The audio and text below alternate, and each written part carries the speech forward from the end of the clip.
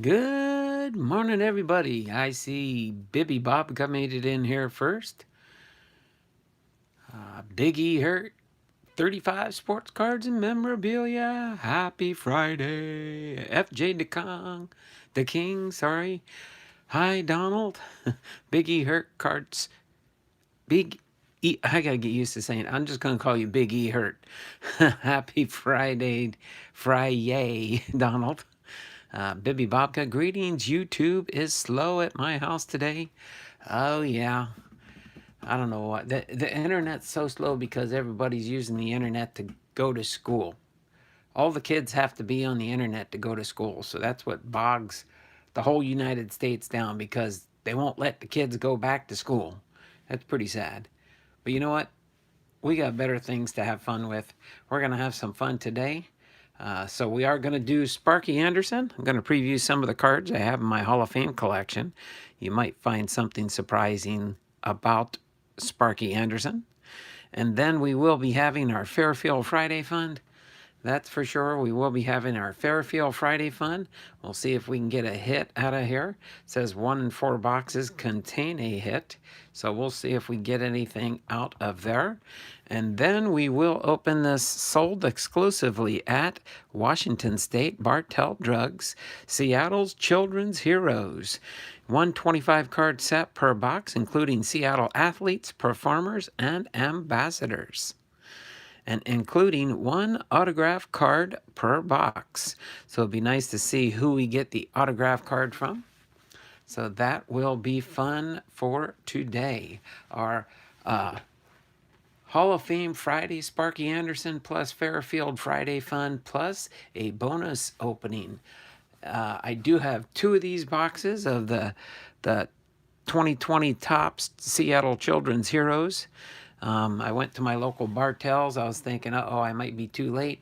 Looked around, seen they had a few packs of cards, and then lo and behold, boom, there were 2 of these boxes sitting on the shelf. They sell them for $25 each, hoping, Donald, that autograph Ken Griffey Jr. I'm hoping it might be in one of the 2 boxes that I do get, but we will see what pops up on the screen when we get it and open it. So we will be able to chit chat in the channel here until 10:30 when we get started with Sparky Anderson's biography for our lesson for today. So other than that, hopefully you all are all having a good Friday. Kevin's card collecting and more is in the house. Are you going live this afternoon at 10 o'clock there, Kevin? 10 o'clock. At 3 o'clock? 10 o'clock. I'm still waking up. At least I had 2 cups of coffee so far. I got my water in case my voice gets raspy. And good morning, Kevin. Yes, sir. Okay, so make sure you guys go over and hop on to Kevin's card collecting and more. He'll be doing a Fairfield Friday. And I don't know, do you got Carefield Friday also? Do you have a Carefield package still? But we'll have some fun today. Missed you last night in Ethan's sale there, Kevin. You must have been busy.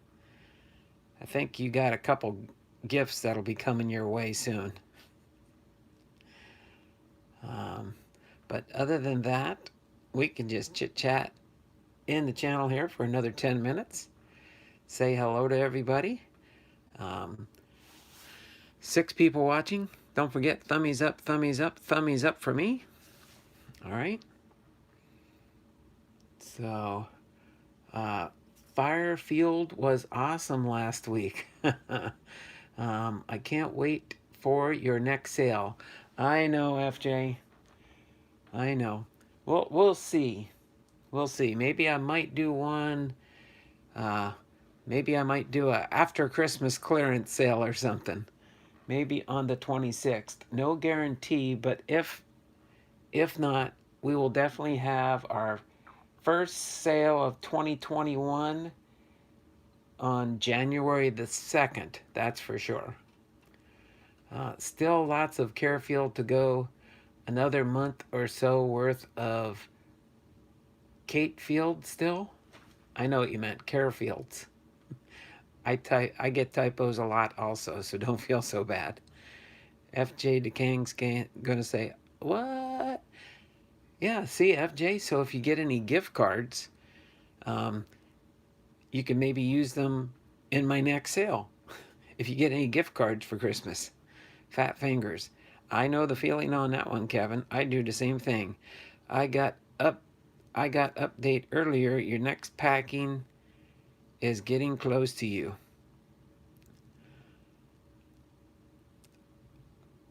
Thanks there, Bibby. I'm looking forward to it. That'll definitely give me more content to share in the channel. Just kind of curious, did you send it to my business address or my home address? I think you might have both. Did you get the my last package I sent you yet, Bibby? Did you get the package I sent you? The business address. Okay, no problem. That way I'll know to check on it. If you do get a notification showing the package was delivered to me, just let me know, and then that way I can either go that day later in the afternoon to stop by the business and pick it up. Oh yeah, yesterday I went to Walgreens and bought a Prime pack. There was a pack of 2020 Bowman in there. Our oldest daughter is visiting this week, so we've been tied up and I've missed a lot of YouTube streams. Oh, no problem, Kevin. That's good that you got family in town. Nothing wrong with that. I figured it was probably something like that unless you went on vacation again. Just teasing, Kevin. No package yet. Still waiting on 73 packages from USPS. Oh my word, you got that much stuff coming to you? You're going to be a busy little puppy there.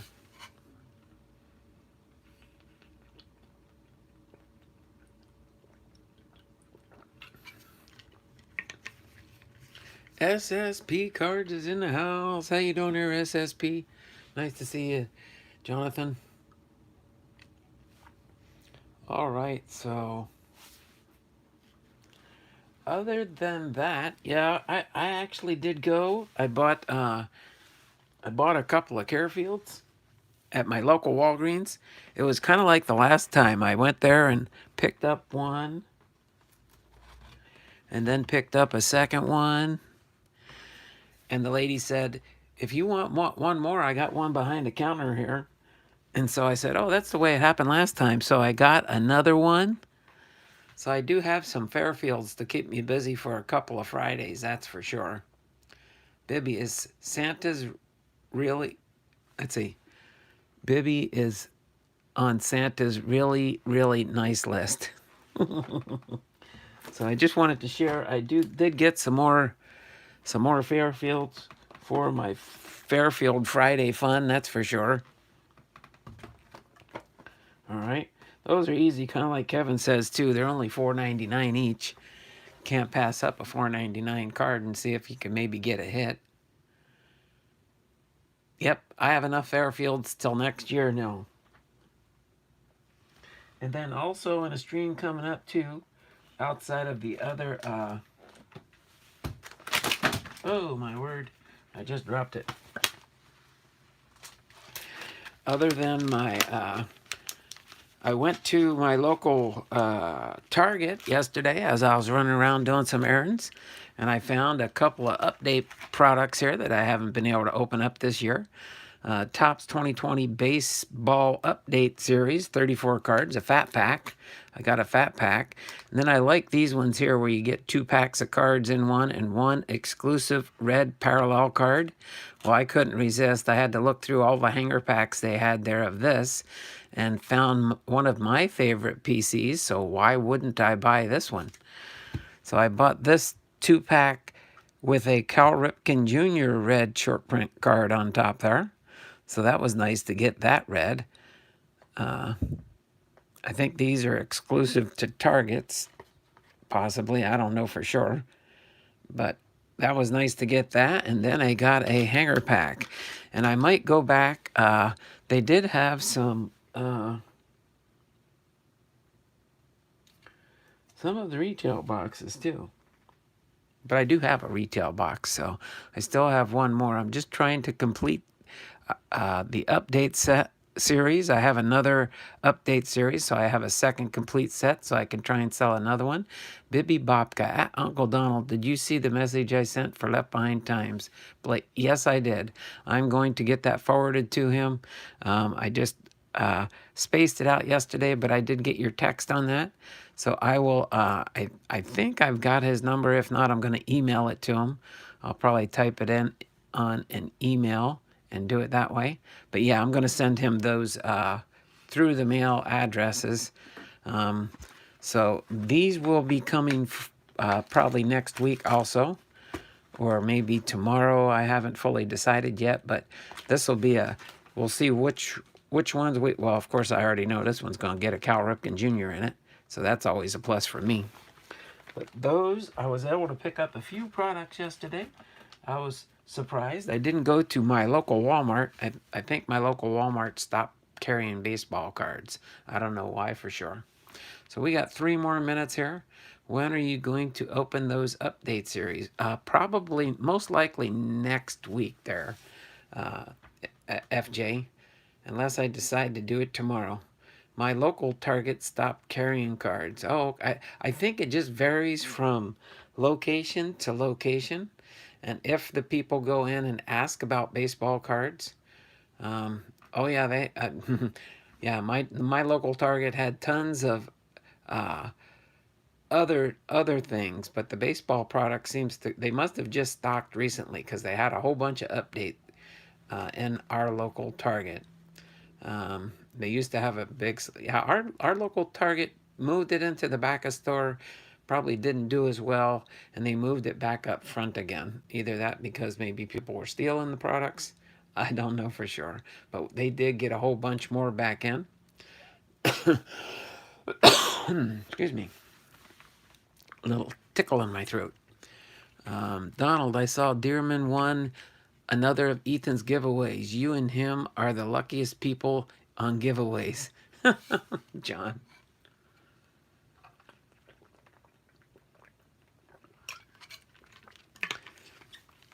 Yeah, for Ethan's Christmas giveaway, I didn't want to try and win again, so I didn't even enter for that Christmas giveaway.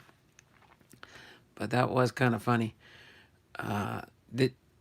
John, I think you were there. I think somebody actually bought that Kyle Lewis for $125 last night, to the best of my knowledge. But that was a nice card, but I wasn't going to pay that much for one baseball card, that's for sure. And then I did look through my Kyle Lewis collection. I do have one autograph card so far, so it's not like I don't have one at all. So we got about a minute here. I'm going hunting today. Hopefully I find something I want. Oh, you going baseball card hunting? And a couple of weeks ago, Dearman gave $5 in credit, and his dad picked a name out, and he picked Dearman. It was $150. Oh yeah, but I think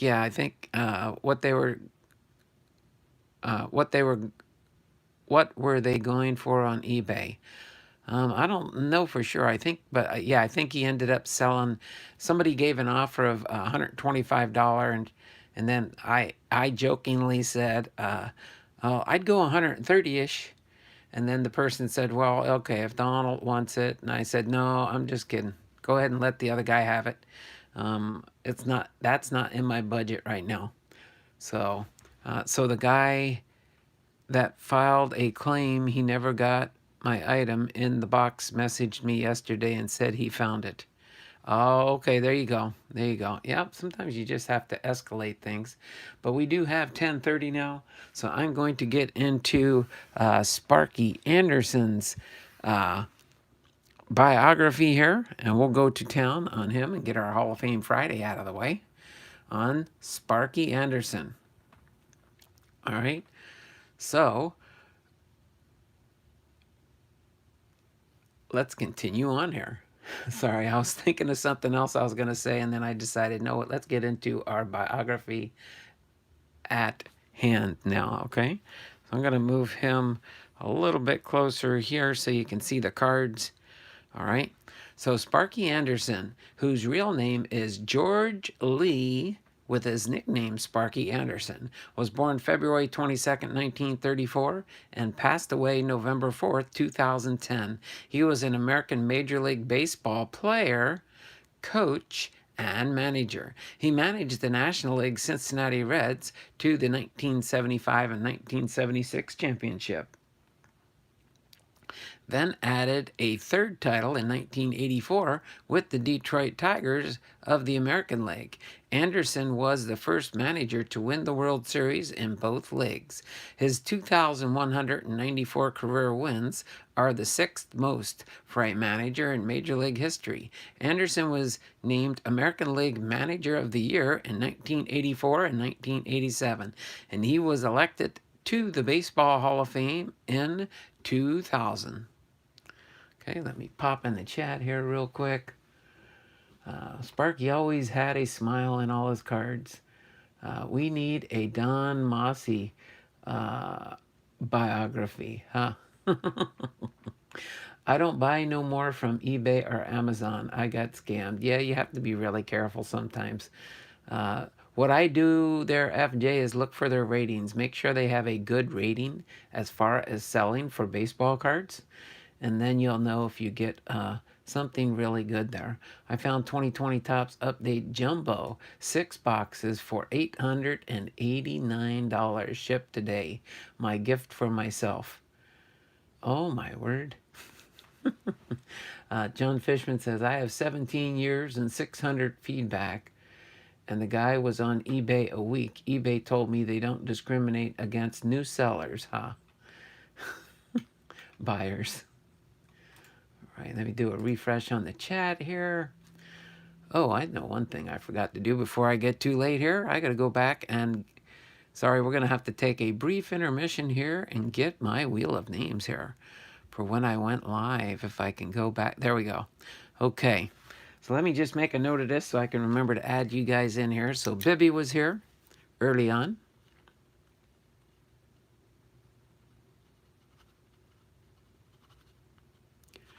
Bibby got one. Biggie hurt. Sorry. My hand was in the way.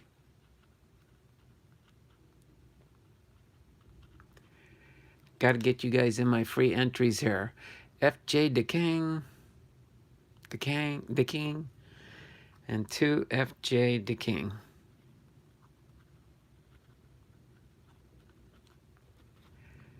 All right, I will put those entries in as soon as we finish our biography. I'm surprised you guys didn't remind me to do that. Got to give you my free entries for first in the live chat. All right, and just remember there are numerous ways, kind of like on Ethan's channel, that you can enter into the monthly giveaways. Okay, so let's continue on here with Sparky Anderson as we continue rolling through. All right. That's a good deal, Bibby. I bought a rookie lot of Walker Buehler and never got them. Oh, my word. Well, you can submit a claim through eBay and get your money back on that one there, FJ. Thanks, Donald. Forgot to remind you. That's okay. What's up, everyone? Just popping in to say hey and then get back to work in a couple of minutes. No problem there, Chuck. Thanks for popping in. SSP says, hi, Chuck. Bibby says, at John, call eBay back. Or text them, different person will give different, probably. Thanks, Donald. I forgot ASSP. Thanks for the rain cards. Let me refresh the chat here so I know where I left off. And let's continue on Sparky Anderson's bio. So as far as his early life, Anderson was born in Bridgewater, South Dakota on February 22nd, 1934. He moved to Los Angeles, California at the age of 8 years old. He was a bat boy for the USC Trojans. He attended Susan Miller Dorsey High School in Los Angeles. Upon graduating, he was signed by the Brooklyn Dodgers as an amateur free agent in 1953. Anderson's American Legion team won the 1951 National Championship, which was played in Briggs Stadium, Tiger Stadium in Detroit. Anderson married Carol Valley, on October 3rd, 1953, and they had first met when each was in the 5th grade. As far as his playing career, which did not last long, but Anderson began his playing career with the Santa Barbara Dodgers of the Class C California League, where he was primarily used as a shortstop. In 1954, he was moved up to Class A Pueblo Dodgers of the Western League and was moved to second base, where he played the rest of his career. In 1955, Anderson was moved another step up the minor league ladder, playing for the Double-A Fort Worth Cats of the Texas League. A radio announcer gave him the nickname Sparky in 1955 for his feisty play. In 1956, he moved up once more, this time to the Triple-A Montreal Royals of the International League. In 1957, he was assigned to the Los Angeles Angels of the Open Classification Pacific Coast League. The next season, after the Dodgers' moved to Los Angeles, he returned to Montreal. After 5 minor league seasons without appearing in a Dodger uniform at the MLB level, he was traded to the Philadelphia Phillies on December 23rd, 1958. I was just a few months old then.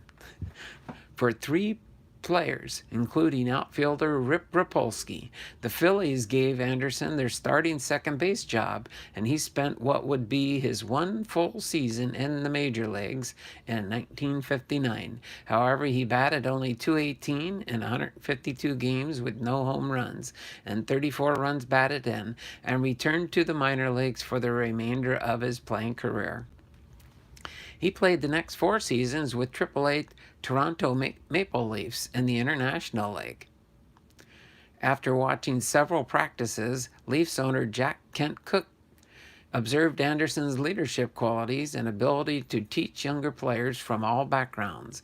Cooke immediately encouraged him to pursue a career in managing, offering Anderson the post for the Leafs. All right. You are welcome. Ethan is sending them to me because I have something else to send you. Hi, Chuck. Bibby, do you have Netflix? I have to go back to class. If I don't come back, then have a good day, Donald and everyone. All right, FJ to King. We might be still here if you get, depending on when you finish your schooling, okay, buddy? But, yeah. So let me do a refresh on the chat and continue on here. All right, moving on to the bulk of his biography here, which is his managerial career in the minor leagues. In 1964, at the age of 30, Anderson accepted Cooke's offer to manage the Leafs. He later handled minor league clubs at the Class A and Double-A levels, including a season, 1968, in the Reds minor league system. During this period, he managed 4 pennant winners in 4 consecutive seasons. 1965 with the Rock Hill Cardinals of the Western Carolinas League, 1966 with the St. Petersburg Cardinals of the Florida State League, 1967 with the Modesto Reds of the California League, and 1968 with the Asheville Tourists of the Southern League. It was during the 1966 season that Anderson's club lost to Miami 4-3 in 29 innings, which remained the longest pro game played by innings without interruption. He made his way back to the majors in 1969 as a third base coach of the San Diego Padres during their maiden season in the National League. All right. I watched a good documentary on Rajneeshpuram when they took over Antelope, Oregon. I think that is the craziest thing to happen that a lot of people didn't know about. Interesting. All right. Let me continue on here now with the Cincinnati Reds.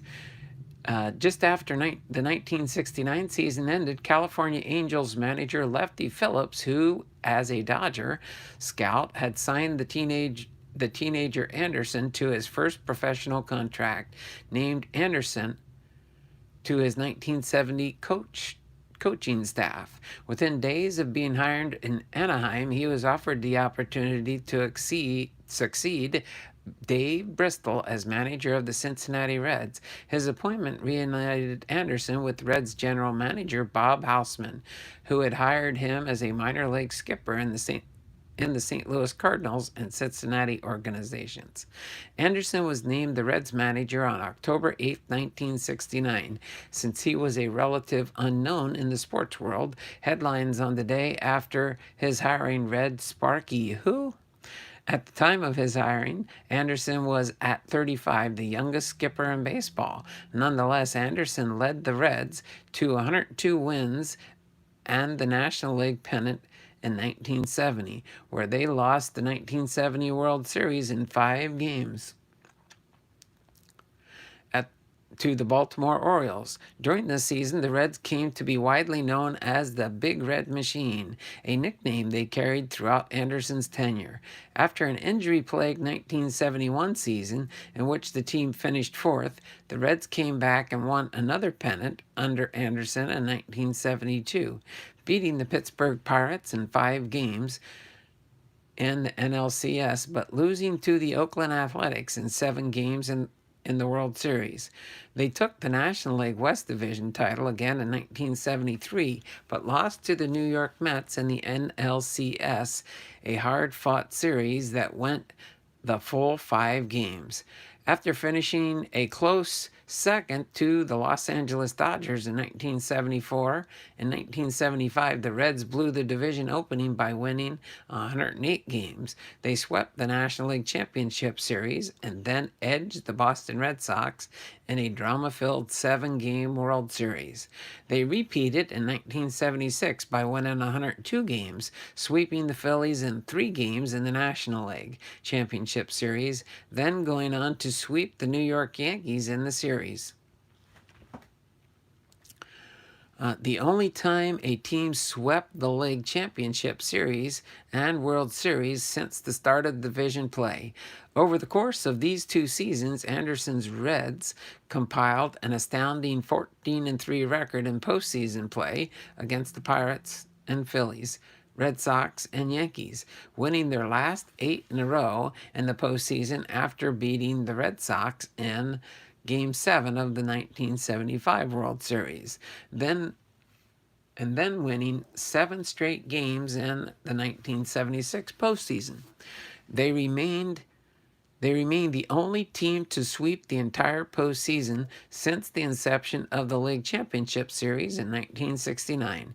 During this time, Anderson became known as Captain Hook for his penchant for taking out a starting pitcher at the first sign of weakness and going to his bullpen, relying heavily on closers Will McEnany and Rollie Eastwick. When the aging Reds finished second to the Dodgers in each of the next 2 seasons, Anderson was fired on November 27, 1978, by general manager Dick Wagner, who had taken over for Hausman a year earlier. Wagner wanted to shake up the Reds' coaching staff, to which Anderson objected, leading to his dismissal. Under new manager John McNamara, the Reds won the division title again in 1979, but lost 3 straight to the Pittsburgh Pirates in the League Championship Series. They would not make the playoffs again until they won the World Series in 1990 by sweeping the heavily favored Oakland Athletics. Darren's World is in the house. All right. Hello there, Darren's World. And Bibby says, at John, we'll see if I can Disco Night 79 video doll. Are you familiar? Rock and Rollers took over stadium and tore up the field and blew up disco records. Oh my. Okay, let me continue on here now.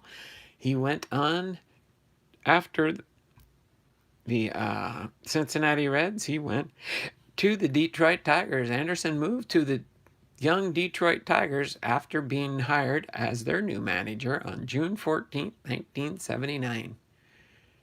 Wow, that was a year after I joined the Navy, exactly. That's interesting. Upon seeing a team's young talent, he boldly proclaimed to the press that his team would be a pennant winner within 5 years. The Tigers became a winning club almost immediately, finishing above 500 in each of Anderson's first 3 full seasons, but did not get into contention until 1983 when they won 92 games and finished second to the Baltimore Orioles in the American League East. In 1984, Detroit opened the season 9-0 and was 35-5 after 40 games, a major league record, and breezed to a 104-58 record, a franchise record for wins. On September 23rd, Anderson became the first manager to win 100 games in a season with 2 different teams. They swept the Kansas City Royals in the American League Championship Series, and then beat the San Diego Padres in 5 games in the World Series for Anderson's 3rd World title. The 1984 Tigers became the first team since 1927 New York Yankees to lead the league wire to wire. From opening day to the end of the World Series after the season, Anderson won the first of his 2 Manager of the Year awards with the Tigers. After the Tigers clinched the American League East Division title in 1984, Anderson wrote in his journal, "I have to be honest. I've waited for this day since they fired me in Cincinnati. I think they made a big mistake when they did that. Now no one will ever question me again." Anderson's Tigers finished in 3rd place in both 1985 and 1986 with 9-5 win over the Milwaukee Brewers. On July 29, 1986, Anderson became the first to achieve 600 career wins as a manager in both American and National Leagues. Anderson led the Tigers to the Majors League record in 1987, but the team was upset in the ALCS by the Minnesota Twins. He won his 2nd Manager of the Year award that year after contending again in 1988, finishing second to Boston by 1 game in the American League East. The team collapsed a year later, losing a startling 103 games. During the 1989 season, Anderson took a month-long leave of absence from the team as the stress of losing wore on him. First base coach Dick Tracewski managed the team in the interim. In 1991, the Tigers finished last in batting average, first in batting strikeouts, and near the bottom of the league in most pitching categories, but still led their division in late August before setting a 2nd place finish behind the rival Toronto Blue Jays. On September 27, 1992, the Tigers beat the Cleveland Indians 13-3 for Anderson's 1,132nd win with the team, passing Hughie Jennings as all-time leader in wins by a Tiger manager. Anderson continues to hold this distinction with 1,331 victories with the Tigers. During his managerial career, Anderson was known to heat up lavish praise on his ball players when talking to the media. He declared Kirk Gibson the next Mickey Mantle, which he later acknowledged he may have put too much pressure on Gibson early in his career. He said Mike Laga, who played for him in 1984, would make us forget every power hitter who ever lived. He also said Johnny Bench, who played for him in Cincinnati, will never throw a baseball as hard as Mike Heath, a catcher who played for him in Detroit. Anderson is the last American League manager to date to win a game by forfeit. This came a month after being hired in Detroit when, as a result of Disco Demolition Night in Chicago, the second half of the doubleheader with the Chicago White Sox had to be called off after an anti-disco demonstration went awry and severely damaged the plane service at Comiskey Park. Even after the White Sox groundskeepers removed debris from the field, Anderson refused to let the Tigers take the field. He was not only concerned for the safety of his players, but believed the field was unplayable. When American League officials initially made plans to postpone the game until the next afternoon, Anderson demanded that the game be forfeited to the Tigers. He argued that the White Sox, as the home team, were obligated to provide acceptable playing conditions. The next day, the American League president, Lee Mchale, largely upheld Anderson's argument and forfeited the second game to the Tigers 9-0. All right, as far as his managerial record, when he managed the Cincinnati Reds in 1970 through 1979, he had 863 wins and a 586 with a 5.596 winning percentage. His postseason record was 26-16, which was a winning percentage of 619. All right. And then when he managed for the Detroit Tigers from 1979 to 1995, he had a 1,331 wins and 1,248 losses, giving him a 516 winning percentage for Detroit. And then his postseason, although they made it to postseason less than Cincinnati, he had a winning record of 8 and losing record of 5, giving him a 615 overall percentage for the Tigers. His total career as a manager, he won 2,194 games, lost 1,834 games, giving him a 545 percentage win record. With postseason, overall, he was 34-21, giving him a 618 winning percentage in postseason. All right. Donald, did you ever have a leisure suit? I did kind of have one back in the day, but don't have any more. I would have loved to visit Studio 54 in the heyday. I had a leisure suit, lime green. Oh, my word, Bibby. That would have been a sight to see. Laugh out loud. Just talked about Disco Demolition Night. Yeah, I know. I remember. Then here I got to it in the biography here. Quarantine Dragon fan Tim. You can thank Steve Dahl for Disco Demolition Night. Donald, how about platform shoes? No, I never had the platform shoes. Bibby, laugh out loud. Steve Dahl. No more disco number ones after that night. Awesome. Okay, let's move on now. We just got a few more seconds left to go here. As far as his retirement, Anderson retired from managing on October 12, 1995, reportedly disillusioned with the state of the leagues following the 1994 strike. That had also delayed the start of the 1995 season. All right. It was widely believed that Anderson was pushed into retirement by the Tigers, who were unhappy that Anderson refused to manage replacement players during spring training in 1995. In an interview on Detroit's WJR radio after his retirement, Anderson said he had told his wife that season, "If this is what the game has become, it don't need me no more." He finished with a lifetime record of 2,194 wins, 1,834 losses for a 545 percentage, and third most wins for a major league manager at the time, behind only Connie Mack and John McGraw.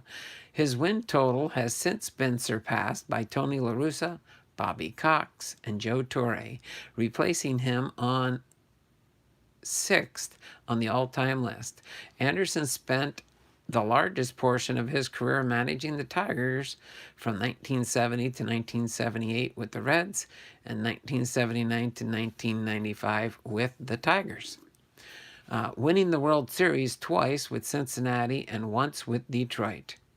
His post-managerial work, both during his tenure with the Tigers and for a time thereafter, Anderson did some television work as a baseball commentator from 1979 to 1986, with the exception of 1984. Anderson was often paired with Vin Scully and later Jack Buck on CBS Radio's coverage of the World Series. From 1996 to 1998, he was a color analyst for the Anaheim Angels cable television broadcast. While still in Detroit, Anderson founded the charitable donation Catch, carrying athletes teamed for children's and Henry Ford hospitals.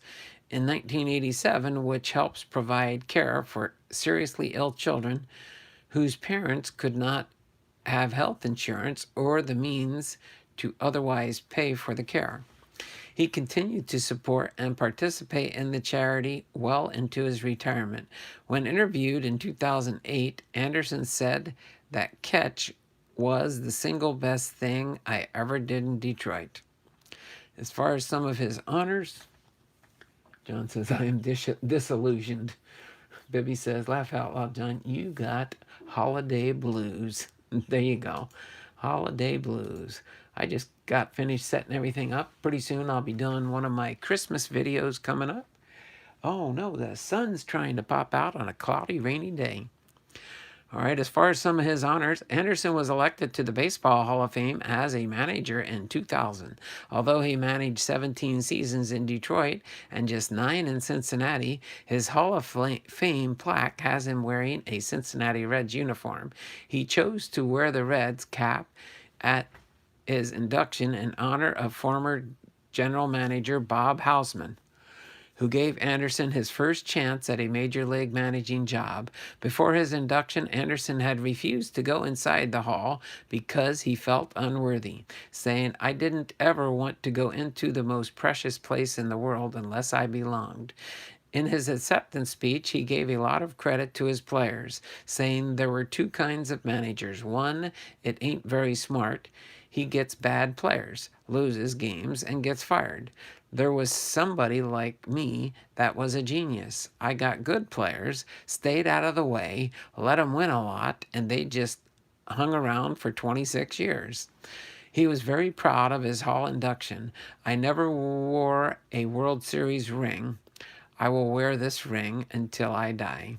Anderson was also inducted to the Cincinnati Reds Hall of Fame the same year. On May 28, 2005, during pre-game ceremonies in Cincinnati, Anderson's jersey number 10 was retired by the Reds. A day in Anderson's honor was also held at Detroit's Comerica Park during the 2000 season.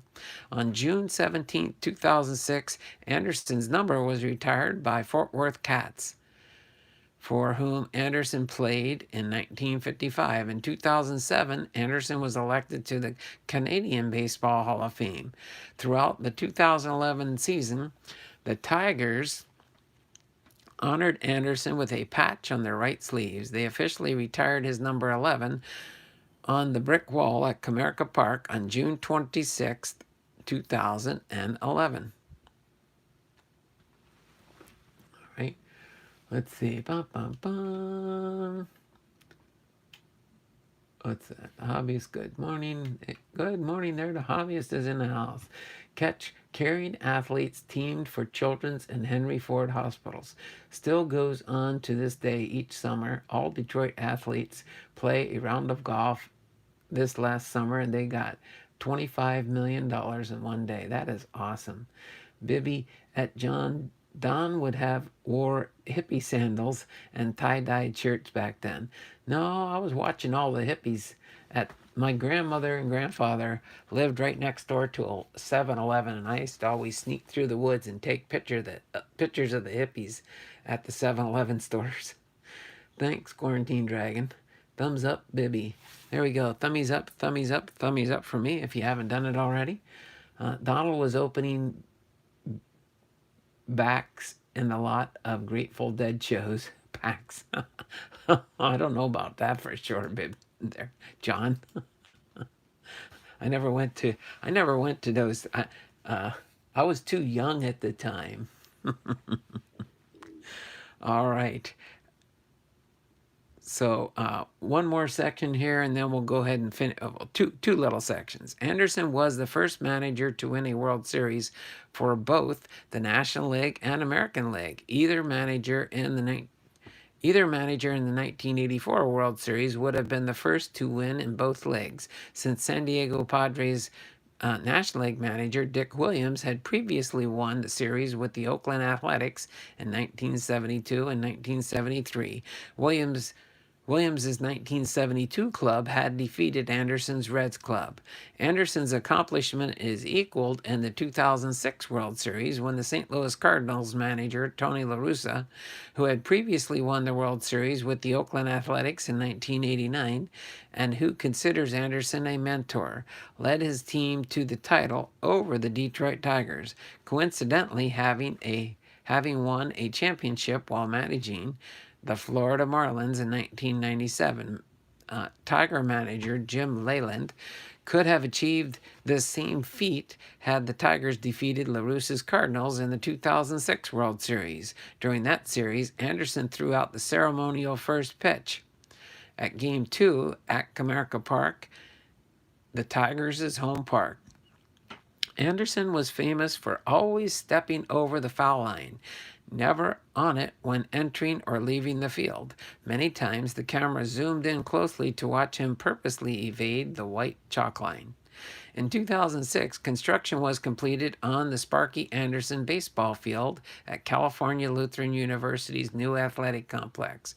Anderson had used his influence to attract notable players to the university baseball team, and he was also awarded the Laundry Medal of the university for being an inspiration for youth. On November 3, 2010, it was announced that Anderson had been placed in hospice care at his Thousand Oaks home because of his deteriorating dementia condition. Anderson died the next day at the age of 76 in Thousand Oaks. He was survived by his wife of 57 years, Carol, sons Lee and Albert, daughter Shirley Engelbrecht, and 8 grandchildren. Carol died at age 79 on May 7, 2013, at home in Thousand Oaks. On June 26, 2011, the Detroit Tigers honored Anderson by retiring his number 11 from future use and placing his name and number on the outfield wall. The other past honorees and members of the Baseball Hall of Fame. Tigers players also wore commemorative patches on their uniform sleeves all season. And then as far as media appearances, in 1979, Anderson guest starred as himself on an episode of WKRP in Cincinnati. The episode, titled Sparky, features Anderson as a talk show host on the fictional station. Eventually, Anderson is let go, prompting him to say, "I must be crazy. Every time I come to this city, I get fired." Anderson appeared as himself in The White Shadow, Season 3 episode, If Your Number's Up, Get It Down. In 1980, Falahay introduces him to Coolidge, but Coolidge replies with, "Sorry, you lost, but I voted for you." Coolidge mistakenly thought he was 1980 independent presidential candidate John Anderson. Anderson appeared as himself in 1963 in the 1983 Disney Channel movie Tiger Town. All right, so there you go. There you have it. The biography for Sparky Anderson, whose full name was George Lee, nicknamed Sparky Anderson. All right. Thanks for popping in there. Let me real quick. I'm going to go through some of his cards I got on display here, just so you do know.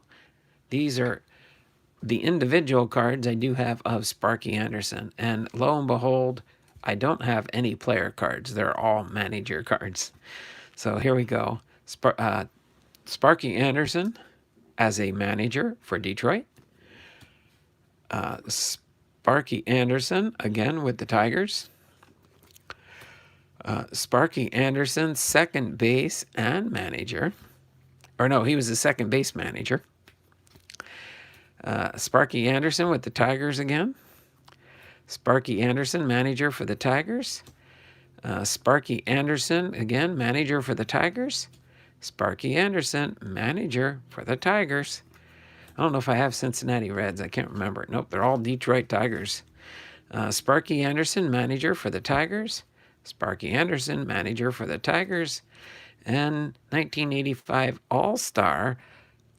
So he was the manager for the All-Star game in 1985 as, again, a manager. So there we go. 10 different Sparky Anderson manager cards. You can see the backs, the numbers. I put them in numerical order here, just so you do know. So let me just set that back there. Let me put these aside. I'll file these back in my Hall of Fame collection a little bit later. So let me get back to the stream here, catch up on the chat. And actually, I'm going to enter in my entries for the December giveaway. Let's see, what did we got here? Let me see where I left off on the chat. Eating grilled cheese. PSA knocks points off if there is too much patchouli. Bibby. I'm not crazy, Donald. I was tested. Okay, just want to make sure. Sparky always has a smile on his face. Yes, he does. Hello, peeps. Left Behind Times is in the house. I left behind. Oh, left behind. I'm going to send you some information that Bibby sent to me. Just so you know, it's in regards to some through the mail, okay? It's for some through the mail addresses, just so you know, okay? John, Bibby, good to see you both. And we got a super chat for $1. Criterium Racer. Got to get Criterium Racer also added into the wheel of names here. Gets you that $1, gets you an entry into my December giveaway there, Criterium Racer. Let me get back to my wheel of names here real quick. Why does it do that?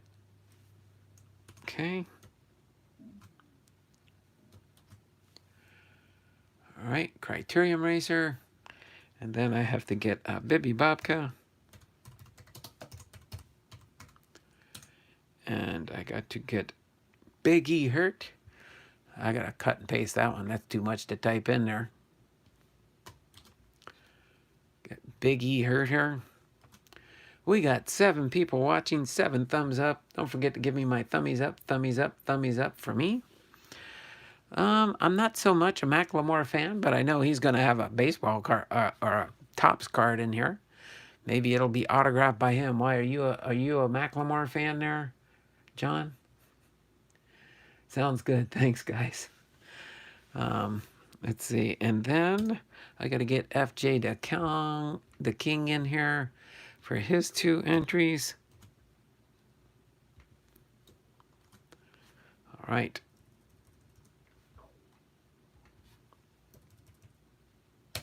All right. We are good to go. Bibby Bobka says, thummies up, thummies up, thummies up for me. So we are going to do the Fairfield first and see if we can get a hit in here. All right. And then we will get into the Topps, the 2020 Topps Seattle Children's Heroes cards, sold exclusively in Bartell Drugs in Washington State. And all the proceeds, this is $25 a box, but what it is anything above and for I think every box that's sold, money gets donated to Children's Hospital, which if I go back again to the Bartells or a different Bartells and they have some more of these boxes, I'll probably try and get some more because I do like donating to Children's Hospital. They are definitely a worthy cause to donate to. Oh, not really. Just noticed he was in the background. Yeah, that's Macklemore and Griffey.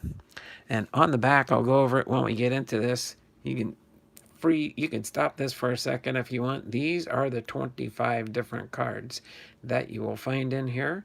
And we will have one of these cards undoubtedly autographed. Could be Griffey, Macklemore, Russell Wilson, Sierra. You know, Sierra is Russell Wilson. But all these people that are listed on here do a lot of stuff for Children's Hospital. So these are Seattle Children's Hospital's heroes. All right. So without further ado, I've got all the entries on here. Let me save this really quick. Come on, Sir Mix-a-Lot Auto. Sir Mix-a-Lot Auto. There we go. All right, got that saved. Get back in here. Come on, really? There we go. Let me do a refresh on the chat real quick so I know where I left off.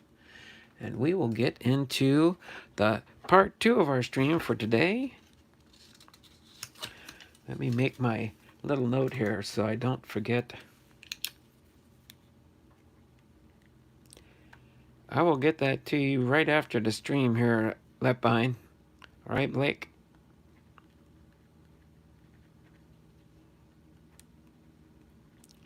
TTM info from Bibby.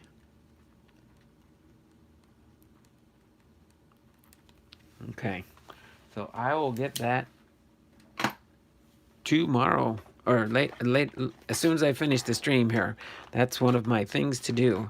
So let me do my usual fashion for opening up this box on the bottom here. Since Kevin taught me this, it's always good to open this from the bottom. And this looks like it's the same batch, July of 2020.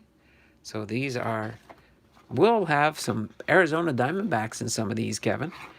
You know that, right? Look at that. See, my pack, it's a Topps Big pack. But see how mine, it seems like I get most of mine. It must be the batch that they sent up to the Northwest here. See, my pack is on the bottom, or on the bottom stack here. That is so goofy. Kevin's is always different, so I just usually, I don't see per se well, there might be a little bit of a thicker card in here. We'll see what it is. And then we do have the Topps Big. I actually have these. See, but the only thing I don't like about these, you can kind of see what you're going to get in the back here. On that one. And this one, not so much because of what they have on the back there. But that will be, the card will open. Or we'll open this pack of cards. I'll try and split these in half like Kevin usually does. Let me see if I can do that real quick. Is that about half the pack? But I'm just going to go and do it this way. It looks like they're upside down, tipsy-topsy-turvy. But we'll do one at a time here. Okay, I'll save this box in the back here, and we'll see what we get here. So we got Francisco Liriano with the Pittsburgh Pirates. See, we do get some, ooh, look at that. Right behind the Pittsburgh Pirate comes a Diamondback. A D-back for Kevin's card collecting and more. Gene Segura with the Diamondbacks. So Gene Segura used to be on the oh, this is an older one. This was 2016 Topps was Gene Segura. Then we got with the D-backs, Jake McGee with the Tampa Bay Rays. Then we've got a Fred McGriff with the Devil Rays. We got the Chicago Cubs team card from Topps 2002. Then we've got Jose Lima with the Houston Astros. We got Chad Curtis with the Angels. Reggie Jefferson with the Indians, 1993 Leaf. Then we've got a Tim Costo with the Cincinnati Reds. A Jose Bautista with the Chicago Cubs. A Dante Bichette with the Colorado Rockies. All right. Then we've got a Dick Schofield with the Toronto Blue Jays. We've got a Bobby Witt with the Oakland A's. We got a Bob Butler with the Toronto Blue Jays. We've got, are these all upside down? For the most part, let me just flip things over here real quick. Mark McLemore. There you go, Mark McLemore with the California Angels. All right. Boom. We got Bobby Meacham with the Yankees. Come on, Pokey Reese. Barry Jones with the Pirates. Jeff Parrott with the Expos. Darren Dalton with the Phillies. Ken Daly, Don Ross 89. Rick Cerrone with the Red Sox. Jim Presley with the Seattle Mariners. Got a Seattle Mariner finally. Don't get many of them in these boxes. Jeff Stone with the Philadelphia Phillies, 88 Don Ross. Roberto Kelly with the Yankees, 88 Don Ross. We've got a Mitch Williams with the Phillies. Craig Wilson with the Cardinals. We got a Topps Gold card here. This is Luis Gonzalez with the Astros. Eric Young with the Tigers. Oh, there we go. A Topps Finest Reggie Sanders. All right. Troy Neal, Topps Finest. Jim Morrison with the Pirates. Pedro Guerrero. Dave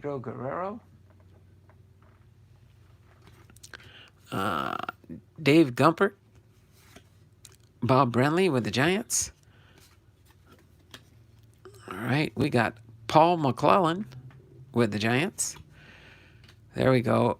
The super massively produced 1990 scores, Lonnie Smith. Curtis Wilkerson, that's an older Fleer. 1986. Trevor Hoffman, Hall of Famer. Got our first Hall of Famer. I'll give a bell ringer for the Hall of Famer. Mike Diaz with the catcher. Training timeout. Commercial break. Hold on a second. Let me finish this stack there left behind. Mike Diaz with the red, white, and blue Fleer. That's the 88 Fleer. The Greg Swindell. There we go. Greg Swindell and Jay Howell with the Dodgers. And Chad Curtis with the California Angels. So only one Seattle Mariner, one Hall of Famer so far. And a $2 super chat from Left Behind Times. Gets him 2 entries into. Appreciate that, Blake. Appreciate that a lot. Let me go into my wheel of names and add his 2 new entries there.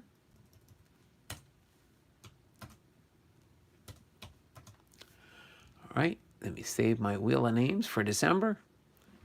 Appreciate that, Blake. And go back to the stream, and we'll open up the pack of Topps Big first. These are, everybody loves these cards because they're bigger than the regular cards. You can see how they're taller and slightly wider.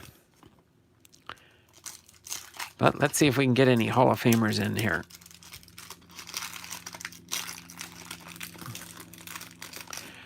Oh, there we go. We got a Ryan Sandberg right on the back here. Ryan Sandberg. That's the one that was hiding on the back, huh? There we go. You want to get something from the Topps store? They probably don't. That's a pretty cool t-shirt. I like that. Wonder if they still sell those somewhere on the internet. That's cool. Topps. T-O-P-P-S. Topps. From the company store. A little advertisement so you could send in and get yours for only $9.95 plus $1.25 postage and handling. $11.20 total. Throw that in the garbage bin there. Well, we know we got at least one Hall of Famer on the back. We got Tom Henke from the Montreal Expos. George Bell. Okay. With the Toronto Blue Jays. We got Vince Coleman with the St. Louis Cardinals. We got Frank White with the Kansas City Royals, and Corey Snyder with the Cleveland Indians. Ron Guidry with the New York Yankees, and Ryan Sandberg, our Hall of Famer.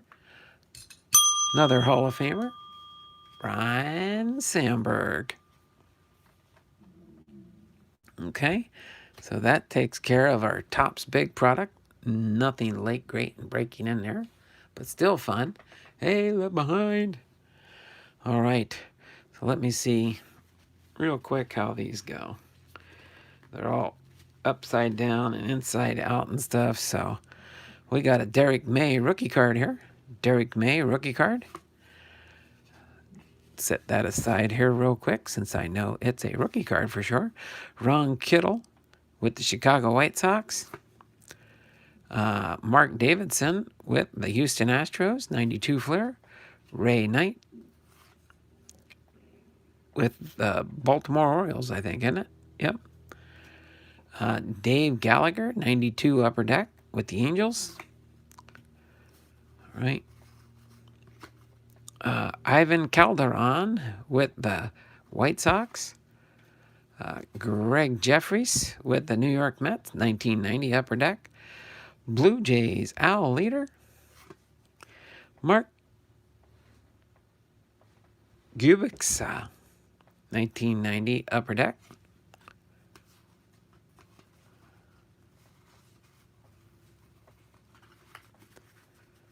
All right, we got a Les Straker with the Twins. Jim Fragosi, manager for the White Sox. All right.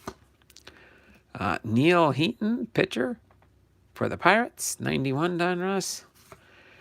Darren Jackson with the San Diego Padres. Mike Fitzgerald, 1990 Upper Deck. Gene Larkin, 1988 Donruss with the Minnesota Twins. Kent Tecove with the Reds. Keith Moreland with the Tigers. Billy Ripken with the Baltimore Orioles. Jeff Bittiger with the Chicago White Sox. We got Scott Radinsky with the Chicago White Sox. We got Luis Soho with the California Angels, 92 Upper Deck. Got Luis Alicia with the Cardinals.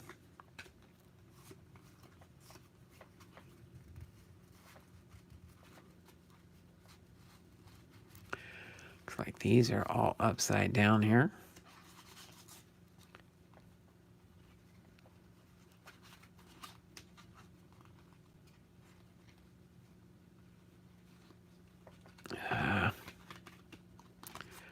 Don't think we got a hit in here, but a big mess of upside down, inside out. Flip them over, flip them around. Let's just make you all dizzy here. Don Carmen, 1990 Flair with the Philadelphia Phillies. Oh, there we go. Stan Musial. There's a Hall of Famer there. Stan Musial. Puzzle card there. So you know what the puzzle looks like when you put it together. Stan Musial. All right. Bob Melvin with the Giants. John Candelaria with the Mets. Donnie Moore with the Angels. There you go. Joey Meyer, rated rookie with the Milwaukee Brewers. So we got 2 rookie cards in this one. Jim Eisenreich with the Philadelphia Phillies, 94 Flair. Thought I turned those over. Mel Rojas with the Expos. Matt Williams, infielder for the Giants, Flair 1990. Another Flair 90. Kurt Gibson, outfielder. Pete Incaviglia, outfielder for the Texas Rangers. Bob Welch, pitcher for the A's. Kevin Reamer with the Rangers, 1992 Upper Deck. What's he doing? Sanding down his bat handle? Scott Kiminecki with 92 Upper Deck with the Yankees. Todd Zeal with the 1992 Upper Deck Cardinals. Steve Finley, 1992 Astros. John Morris, 1990 Flair. We got a few newer cards here. Jeremy Jeffries with the Brewers.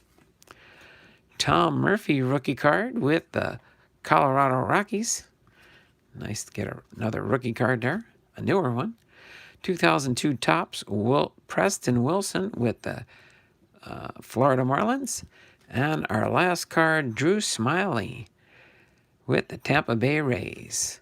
Drew Smiley, that looks like his fifth year card. Drew Smiley, 1980 or 2017 Topps. All right, so nothing late and great breaking. Only one Seattle Mariners out of the whole batch. One Seattle Mariners. Kevin will probably open up his Fairfield today and get all kinds of Mariners. All right, so we got the rookie cards here. The Seattle Mariner card. Put that so I can separate that out. Separate out the rookie cards. Got our Topps big here. Nothing notable in that. We'll put that on the bottom of the stack. And we did get 3 Hall of Famers in there. Stan Musial, Ryan Sandberg, and Trevor Hoffman. All right, so put these on the side here for now. That takes care of our Fairfield Friday for sure. Now we'll get into our final opening, part 3 for today. And then we'll see, maybe we'll chit-chat in the channel for a little bit. All right, but we're going to go ahead and get ready to open up this product here. I'll leave one stand up here for now. So again, like I said, one $25 card set per box, including Seattle athletes, performers, and ambassadors. So I guess it's Seattle Children's Heroes.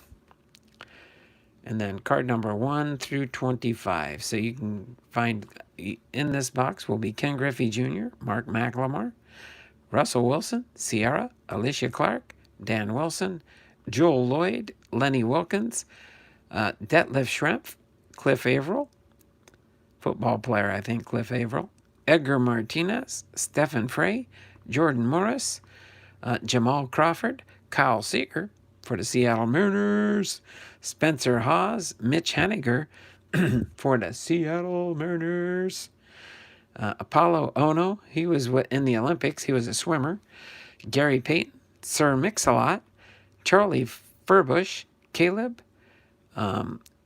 Olivia Vitello, and what's the first name on that one? Mckenna Schwab. Mckenna Schwab. So those will be the cards we'll find in this one here. Let me get up to date on the chat here real quick. Sorry, that tipped over there.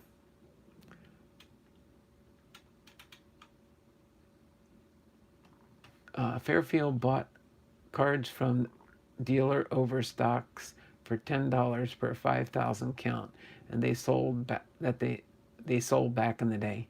That's good info, Bibby. Yeah, Bibby would be on the intel on that with the Fairfield boxes, probably. You're welcome. Now find us some Mariners. Well, we'll get a couple Mariners out of this box, that's for sure. More than the Fairfield. I hope so for $25. No, it's a donation, so it's for a good cause. Sold them 100,000, 100K, hundreds of thousands of cards to make room. Laugh out loud back then. Hey, Kevin, hope all is well, sir. Biggie hurt cards at 99.95 now, probably. So I've been opening your old cards. Laugh out loud. Awesome. Kevin's card collecting and more. Hey, Left Behind. Yep. Corey Snyder. Yes, Ron follows me every opening. Kevin's card collecting and more. Snyder is awesome. He gives away free autos. Laugh out loud. Not. Kevin, I heard Carefields have Corey Snyder relics. Hope you get one today. Kevin, I heard Carefields have Corey Snyder relics. Did I just read that one? Yep, I did. Just talking amongst each other. Bob Melvin with the Giants. Again, I predicted Buster Posey will be managing the Diamondbacks in 2035. Kevin, they all wind up with the Yankees. Well, yeah, there's that too. Trevor Hoffman rookie card. Oh, did I have a Trevor Hoffman rookie card back there? Oh, that was a Trevor. Is that a Trevor Hoffman rookie card?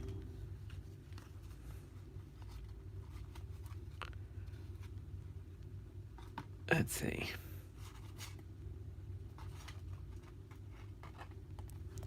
Jim Presley goes there. Sorry about that. Trevor Hoffman. Is that his rookie card? Oh, yeah, I guess this might be his rookie card. Nice to know on that one. I'll have to double check that one to make sure. Let's see, put these rookies on top for sure first. The Seattle Mariner. The Drew Smiley with the Rays. And I'll have to double check that one. Put that in with my Hall of Famer rookie card collection. Thanks for popping that in the chat for me. No hits, Donald, but wouldn't you agree you just got 30 minutes of $5 fun? Yeah, true. That's why it's the best product around to buy, and every once in a while, 1 out of 4 boxes, you get a hit. Wasn't Apollo a speed skater? Oh, maybe he was a speed. Oh yeah, Apollo Ono was a speed skater, not the big. I'm trying to think of the different player that was. Probably because Apollo Ono was tied in with the Children's Hospital. That's probably what that was. Darren's World 1992 Bowman is his rookie card. For Trevor Hoffman. Let's see, this was 19.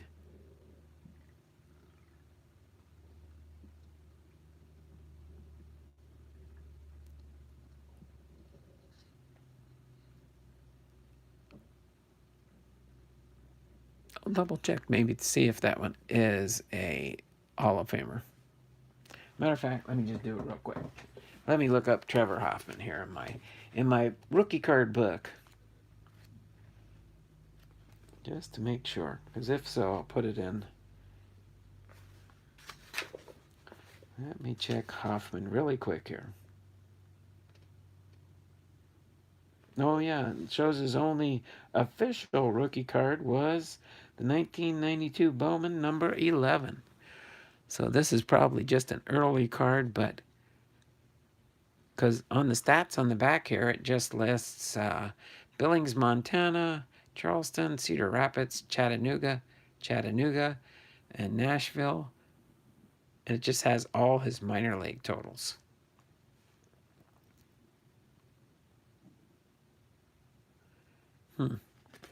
Good to know. I would think that would almost be a rookie, but maybe not an official rookie. But still a Hall of Famer card, nonetheless. So the 90. Oh, Trevor Hoffman only has one rookie card. Okay. All right. So let me get ready to bust open this Topps exclusive product here. Kind of keep the box kind of intact for now, since it does have a checklist on it. At least you don't get a checklist card in the box, because the checklist is on the back of the box. But let's see what these exclusive cards look for. I remember when John told me about this a little while back, and I procrastinated and procrastinated, and lo and behold, I went to Bartell's and they had them. So that was pretty cool. So let's see what we... Looks like we probably just get one pack of cards in here. Exclusive. I don't know if they're... Oh, okay, and it's actually... You found out some new intel. It didn't say that really on the back here. It doesn't say sponsored by them, but I guess it is. Awesomeness here. Let me put this right here for now. So this is what the pack itself looks like. 25 cards plus one plus. So you get the 25 card set plus one autographed card inside. So I wonder if you get the 25 card set plus an autograph card. That's what I could not figure out before when they were talking about it. But it does say Seattle Children's Hospital Research Foundation, sponsored by John L. Scott Foundation. All right, let me read the disclaimer information on the back here. The top distributed by the Topps Company Incorporated, 2300 Stafford Avenue, Scranton, Pennsylvania, 2020. The Topps Company Incorporated. All rights reserved. Topps is a registered trademark of the Topps Company. Seattle Children's Hospital is responsible for the contents of this product. So let's go ahead and grip and rip this pack, and let's see what we've got. Ooh. I wonder if that's the style they used for this set.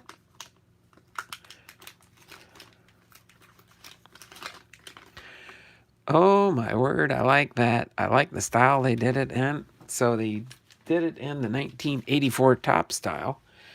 I'm going to get this all organized, and looks like we might have our autograph card. Interesting. So let's see who we get here. It looks like, let me put it up here. I think the checklist is right on the back, and it looks like it's got card number 25 on the back here. I think the cards are in order as of the checklist. So that's an awesome Ken Griffey Jr., though. That is pretty cool. Ken Griffey Jr., card number 1, Hall of Famer. There we go. Mark McLemore. I guess they just call him McLemore on the front of the card. On the back, McLemore, winner of 4 Grammys. And I see a Russell Wilson coming up here. He is number 3. He is card number 3.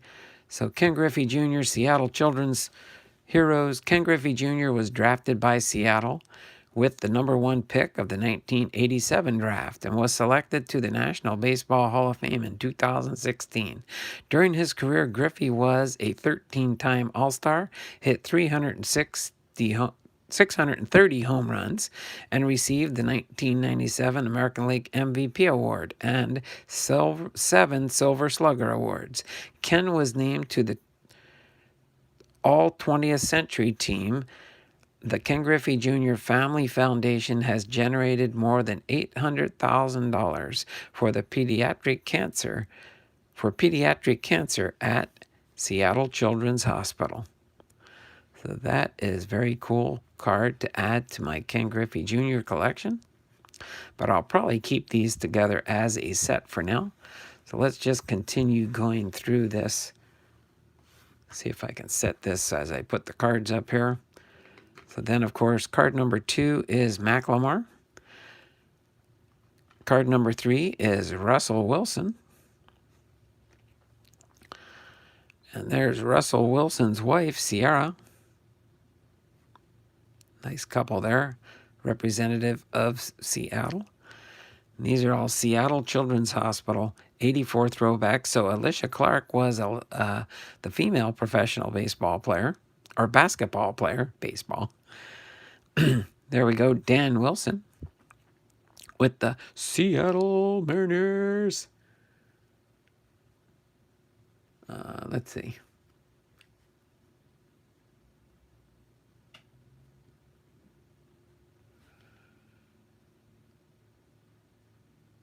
Oh, okay. Bowman used to include hundreds of players, and most never made it to the MLB. That led to the current rookie card restriction to players that have played in the MLB. Oh, okay. Did not know that.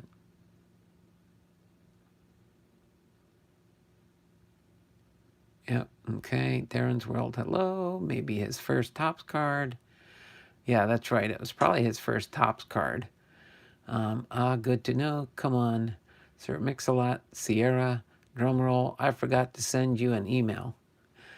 Bowman used to include, got that one. Wonder if Topps gets their paper from Dunder Muffin, since they are both in Scranton. Nice. What was Donald's auto? Donald, what was your auto? He didn't get it yet. Oh, Dan Wilson, attorney at law. Oh, is Dan Wilson a lawyer? That's pretty interesting. That's probably what he went to college for, huh?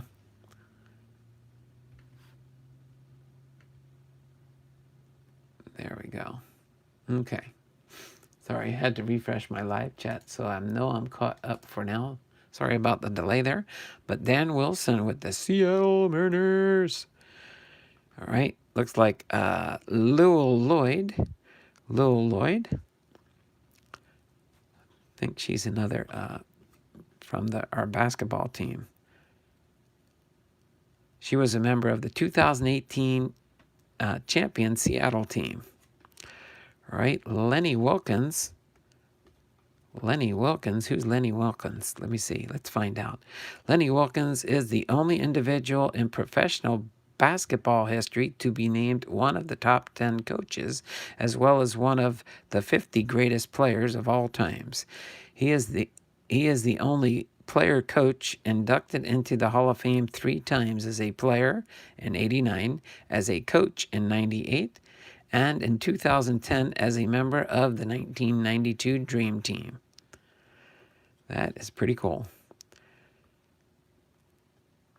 There we go. This must be Detlef Schrempf.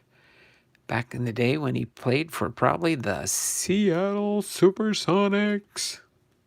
Let me see on the back here. Oh, he is also a University of Washington hoops legend, inducted into the Husky Hall of Fame in 1995. The Detlef Schrempf Foundation he established with his wife, Mari, raised nearly $20 million to children's charities, including Seattle Children's Hospital. Awesome. Cliff Averill, a Seattle Seahawks defensive end. All right. Yeah, these are definitely different kinds of cards. But there we go. Edgar Martinez with the Seattle Mariners. Kemp must not have given any money to the hospital. Kemp? Let's see. Hold on a second. Did we do Kemp already?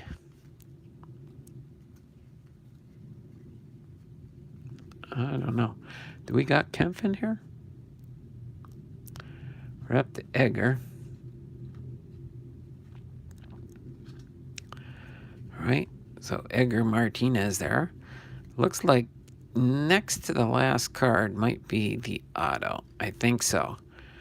So it might be Mckenna Schwab. I don't know, unless they just insert the card in there. Along, because it said on the pack. Let's see how their wording went again. It says 25 cards plus 1 autographed card inside. So I'm thinking you might get 26 cards. All right, but Edgar Martinez with the Seattle Mariners. No, I said I can't believe Sean Kemp isn't in the checklist. Oh, okay, Sean Kemp. Gotcha. Here we go. Seattle. Is that the Seattle Sounders, I think, is the soccer team. Stephen Frey. GK. Stephen plays goalkeeper for Seattle. He is a 2-time League Cup champion, 2016 and 19, and was the League Cup MVP in 2016.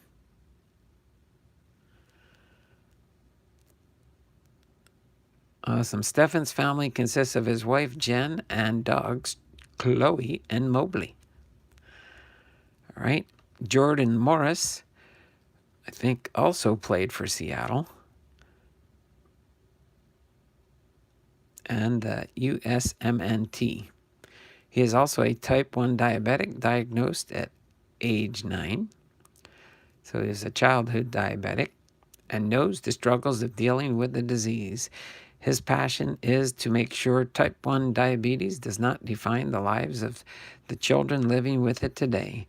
Through the Jordan Morris Foundation, he generously supports the diabetes program at Seattle Children's Hospitals. All right. Seattle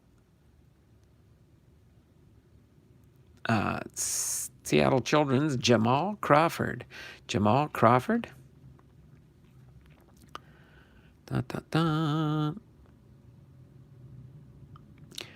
Jamal, the first 3-time Sixth Man of the Year award winner, all-time leader in four-point plays, and the first player to score 50-plus points in a game with 4 different teams, makes an impact in his home of Seattle on and off the court. He has raised over $1 million to support the Odessa Brown Children's Clinic and other community initiatives. Here we go. Kyle Seager for the Seattle Mariners. That is neat. What? So I guess they don't put the logos on these cards?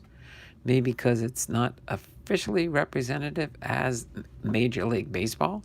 Kyle plays third base for Seattle, and in 2014 was an All-Star and won a fielding award. In 2019, he extended his current streak of seasons of 20 or more home runs to 8. Kyle helps bring smiles and hope to patients at the Heart Center at Seattle Children's through his visits and generous sharing of time and resources. All right, next we've got Spencer Haws. Just got to try and make a little bit more room here. See if I can sit these up on the back here without sliding down maybe. See if I can get the rest of the cards up on the stand here. I wonder if purchase of this set would be considered a charitable donation for tax purposes. I don't know for sure there, Bibby. I know that of the sales of these boxes, they say a donation is made to Seattle Children's Hospital. So I'd have to try and check into it more and check with Children's Hospital, see if I can find out more information on that. But Spencer Haws, a basketball player, not too familiar with him. There's Mitch Haninger here for the Seattle Mariners. Yeah, I see they took the logos off. They had to take it off the uniforms and everything. Probably photoshopped it that way. But with the Seattle Mariners, Mitch Haninger plays outfield for Seattle. His nickname is The Shed for his display of multiple baseball tools, including hitting, running, fielding. Mitch helps patients at Seattle Children's feel like pro athletes by hosting an annual reverse card signing where he and his teammates ask for autographs of the children's own baseball cards. That's pretty cool. All right. Joe Mchale. Who's Joe Mchale here? Joel is an actor, comedian, and television host. He is known for hosting The Soup, portraying Jeff Winger on the sitcom Community, and has hosted the White House Correspondents' Dinner. He is a supporter of Seattle Children's and pediatric cancer research. In 2015, Joel participated in the Alaska Airlines plane pull event with Russell Wilson to raise money for pediatric cancer. There we go. Apollo Ono, the speed skater. All right. Apollo is the most decorated U.S. Winter Games athlete in history, an 8-time medalist with 2 gold medals over 2 decades. He won 12 national titles, 3 World Cup overall titles, and a total of 21 World Championship medals. He is passionate about sharing his time and experiences with patients at Seattle Children's to inspire and provide hope. Gary Payton. Pretty sure Gary Payton was part of the Seattle Supersonics, or is a Seattle resident, one of the two. Gary Payton, a Hall of Famer and Summer Games gold medalist, was a 9-time All-Star and defensive first-team member. Nicknamed the Glove, he was a lockdown defender who defended the guard position. He led Seattle to the 1996 finals. Off the court, Gary and his foundation raised over $200,000 to support programs at Odessa Brown Children's Clinic. There we go, Sir Mix-a-Lot. Let me take a break here real quick and see what I've missed in the chat. Don't want to. Hawks coach. Okay. Basketball and coach Lenny Wilkins. Can't believe Sean Kemp isn't in the set. Detlef Supersonics used to be one of my favorites. These are different types of cards. Yes, they are, FJ. Kemp must not have given any money to the hospital. Woo! Seattle Mariners. FJ DeKong. It's like all Seattle teams. Well, it's not just teams. It's just because they're all involved in the Seattle community and in the Seattle Children's. I hope it's Ken Griffey Jr. I wonder if purchased. I think I got some of these. Joe Mchale. He is a big Subaru fan. Oh, okay. Skier Peekaboo Street donated a bunch of money to a hospital and named it Peekaboo ICU. Peekaboo ICU. The Glove. Baseball Hall of Fame is now taking baseball cards as donations for display and their archives. Baby got back. Baby got back. Let me renew the chat so I know I'm caught up to those that have chatted already. We only got a couple more cards left here, so we got to find that autograph soon. So this Sir Mix-a-Lot for Seattle. I think he's a rapper, isn't he a rapper? Rapper, songwriter, and recordings producer, Sir Mix-a-Lot. So this is card number 21. All right. But we got Charlie Furbush. He's with the Seattle Mariners at one time. Charlie Furbush. Oh, there we go. I see a black border card coming up here. So 21, 22, 23, 24, 25, 26. I don't know. Do we got more cards here? Let me check these numbers on these first. Make sure they're going in order. 1, 2, 3, 4, 5, 6, 7, 8, 9, 10, 11, 12, 13, 14, 15, 16, 17, 18, 19, 20, 21. So we got 21 cards so far. So there should be 4 cards left, but it looks like I've got 6 cards here. 1, 2, 3, 4, 5, 6. So maybe you get extra cards sometimes. I don't know. Let's see. Charlie Furbush with the Seattle Mariners. I don't even know if I heard. I'm pretty sure I've heard some of his songs, but I'm not a Sir Mix-a-Lot fan. Sorry. I'm not a big rapper fan. Aw, isn't that cute? So this is 22. 23 is Caleb. He must be a patient at the Seattle Children's Hospital. That is cool. I wonder if he plays Little League or something. Let's check out Caleb's card here. Oh, okay. Caleb was born with a life-threatening intestinal disorder in which the muscles that line his urinary tract and intestine don't contract normally, slowing his bladder and bowel function. His family moved across the country to receive care at Seattle Children's. He is now an active 9-year-old, a first-rate negotiator, and a serious student of superheroes, especially Spider-Man. This is cool. They've done this. Caleb. That'd be cool. I'd like to get his autograph. That would be neat. And then we've got another one. It looks like these last ones are maybe people from the Seattle Children's Hospital. Mckenna Schwab. Mckenna Schwab is card number 24. Uh-oh. Oh, okay. I was wondering what that was for a second there. We'll do this real quick. Mckenna was born with Larsen syndrome, a rare connective tissue disorder that causes bone dislocations and affects her airway, spine, and joints. She had her first appointment at Children's Hospital when she was 1 week old. And in the past 16 years, she has had over 15 surgeries. Through various fundraising activities, Mckenna has raised $1 million and counting for Seattle Children's. That is so cool. So cool. Mckenna Schwab. All right.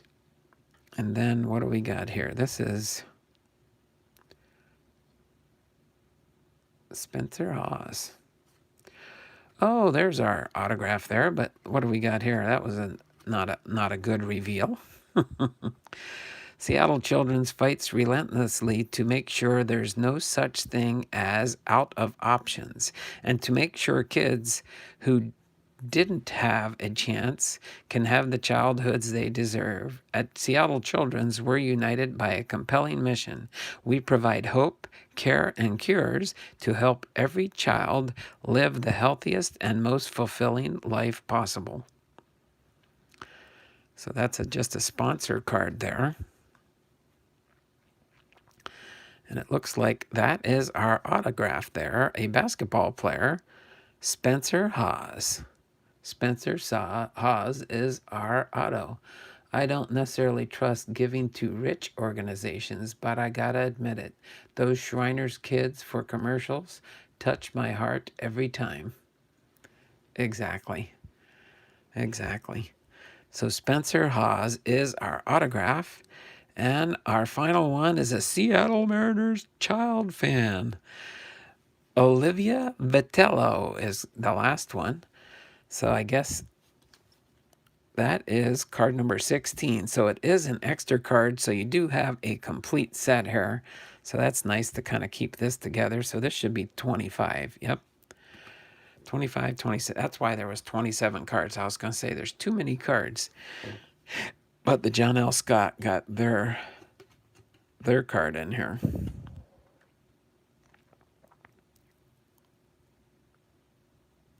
I'll read that in just a second here. Let me finish Olivia Vitello's card here.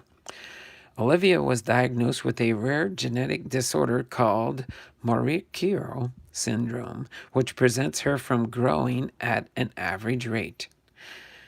Her body lacks an enzyme that is needed to process the wasted cells in the body, and her treatment requires a weekly 5-hour visit to Seattle Children's. Olivia is now 9 years old and loves drawing animals and spending time with her friends and family.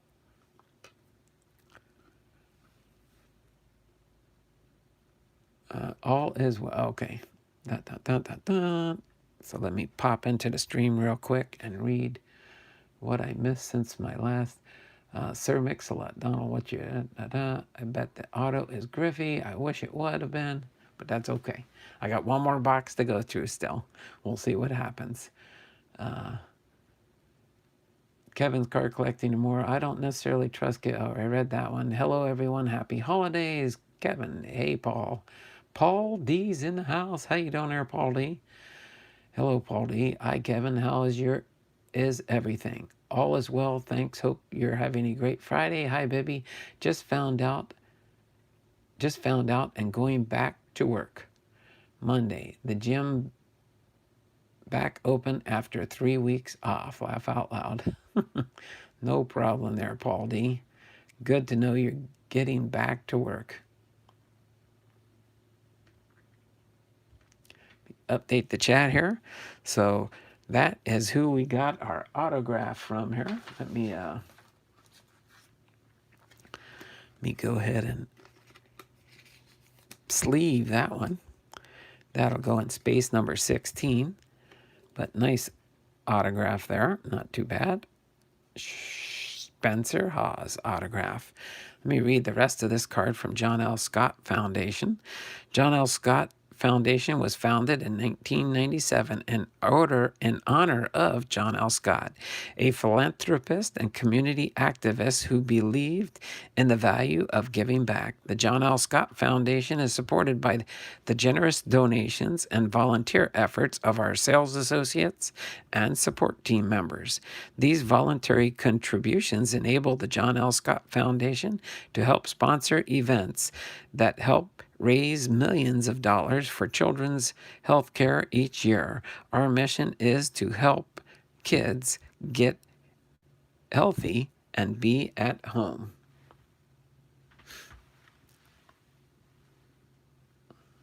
All right, so that is very cool. So that completes our set. 1, 2, 3, 4, 5, 6, 7, 8, 9, 10, 11, 12, 13, 14. 15, 16, 17, 18, 19, 20, 21, 22, 23, 24, and 25. And this goes in the spot of 16 in the penny sleeve for the auto. And then this is actually, I'll put that on the back there for the complete set. I'll put it in a team bag and keep it in the box. So that was cool. Let me just highlight real quickly here. My Ken Griffey Jr. There you go, FJ. There's my Ken Griffey Jr. That'll stay in the set here for now. I bet the next box will have the most famous Seattle residence auto in it, Donald Blomdahl. I don't think my name made the list there, Kevin. But I do like my Seattle Mariners. All right, so let me put just some little highlights here from, there's a Trevor Hoffman, a Stan Musial, and a Ryan Sandberg for our little highlights from the Fairfield Friday. And then let me get the 3 rookie cards that we did pull out. The Tom Murphy rookie, the Joe Meyer, and the Derek May. Okay.